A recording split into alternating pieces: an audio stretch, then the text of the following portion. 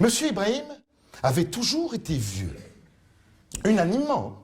De mémoire de rue Bleue et de rue du Faubourg Poissonnière, on avait toujours vu Monsieur Ibrahim dans son épicerie, de 8 h du matin jusqu'à minuit, arc-bouté entre sa caisse et les produits d'entretien, une jambe dans l'allée, l'autre sous les boîtes d'allumettes, une blouse grise sur une chemise blanche, des dents en ivoire sous une moustache sèche et des yeux en pistache, verts et marron, plus clairs que sa peau brune tachée par la sagesse.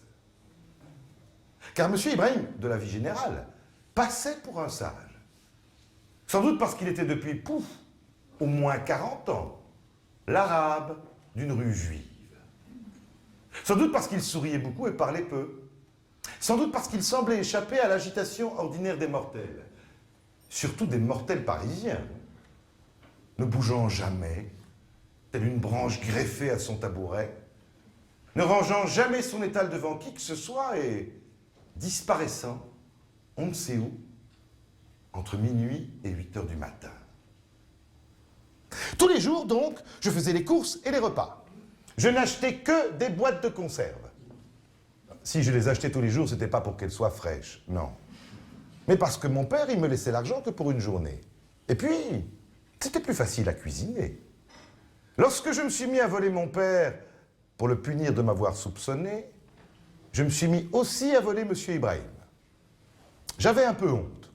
Mais pour lutter contre ma honte, je pensais très fort au moment de payer. Après tout, c'est qu'un arabe.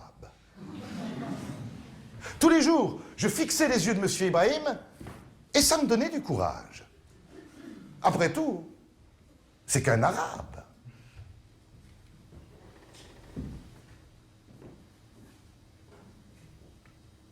Je ne suis pas arabe, Momo.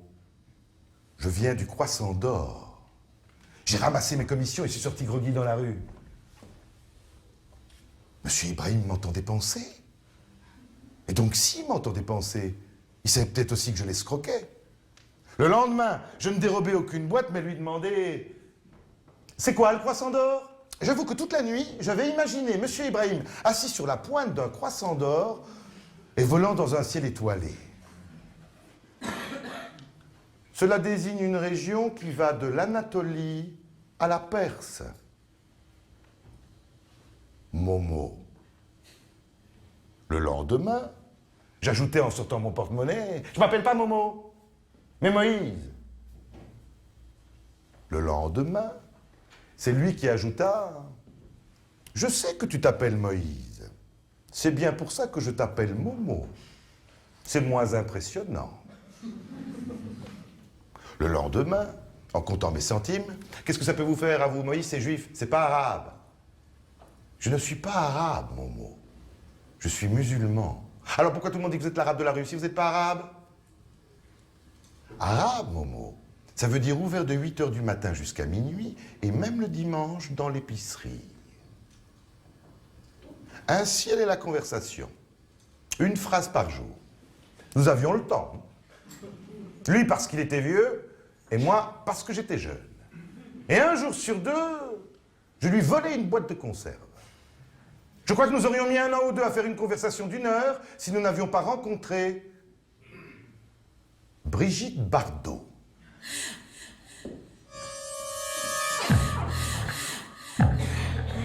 Grande animation rue Bleue.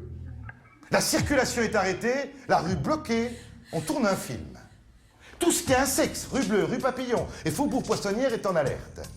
Les femmes, elles veulent vérifier si c'est aussi bien qu'on le dit. Les hommes ne pensent plus. Ils ont le discursif qui est coincé dans la fermeture de la braguette. Brigitte Bardot est là. Hé, la vraie Brigitte Bardot. Moi, je me suis mis à la fenêtre. Je la regarde et elle me fait penser à la chatte des voisins du 4e. Une jolie petite chatte qui adore s'étirer au soleil sur le balcon et qui semble ne vivre, ne respirer, ne cligner des yeux que pour provoquer l'admiration. En avisant mieux, je découvre qu'elle ressemble vraiment aux putes de la rue de Paradis.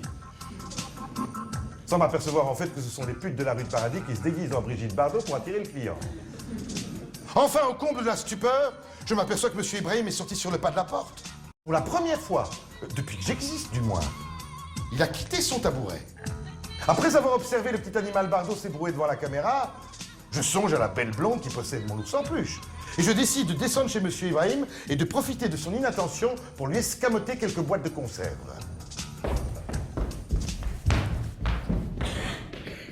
Catastrophe, il est retourné derrière la caisse.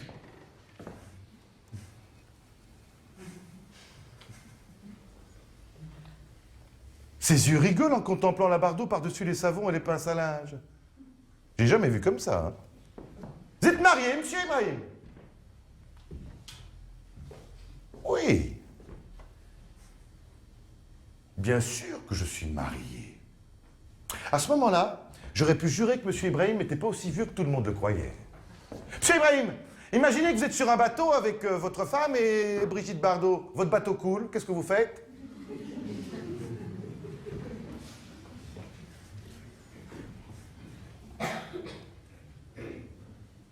Je parie que ma femme, elle sait nager.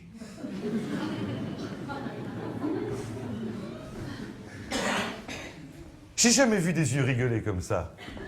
Ils rigolent à gorge déployée, ces yeux. Ils font un boucan d'enfer. Soudain, branle-bas de combat, Monsieur Ibrahim se met au garde à vous. Brigitte Bardot entre dans l'épicerie.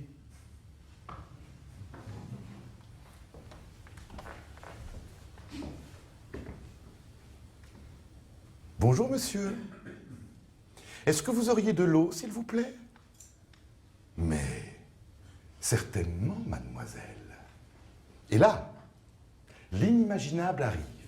Monsieur Ibrahim, il va lui-même chercher une bouteille d'eau sur un rayon et il la lui apporte. Merci. Combien je vous dois? 40 francs, mademoiselle. Elle en a haut le cœur, la Bardot. Hein. Une bouteille d'eau, ça valait 2 balles à l'époque, pas 40. Je ne savais pas que l'eau était si rare ici. Ah, c'est pas l'eau qui est rare, mademoiselle.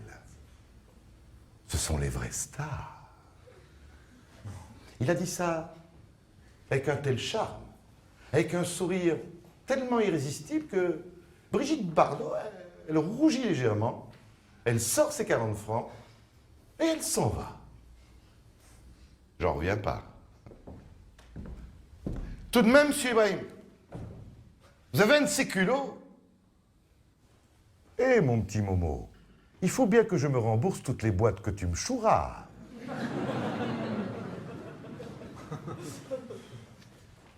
C'est ce jour-là que nous sommes devenus amis. C'est vrai qu'à partir de là, j'aurais pu aller les escamoter ailleurs, mes boîtes, mais monsieur Ibrahim, il m'a fait jurer. Momo, si tu dois continuer à voler, viens les voler chez moi. Et puis, dans les jours qui suivirent, monsieur Ibrahim me donnait un tas de trucs pour soutirer de l'argent à mon père sans qu'il s'en rende compte. Lui servir du vieux pain de la veille ou de l'avant-veille passé dans le four, ajouter progressivement de la chicorée dans le café, resservir les vieux sachets de thé, allonger son Beaujolais habituel par du vin à 3 balles. Et le couronnement, l'idée, la vraie, celle qui montrait que monsieur Ibrahim était expert dans l'art de faire chier le monde, remplacer la terrine campagnarde par des pâtés pour chiens. Grâce à l'intervention de monsieur Ibrahim, le monde des adultes s'était fissuré. Il n'offrait pas le même mur uniforme contre lequel je me cognais. Une main se tendait à travers une fente. J'avais de nouveau économisé 200 francs.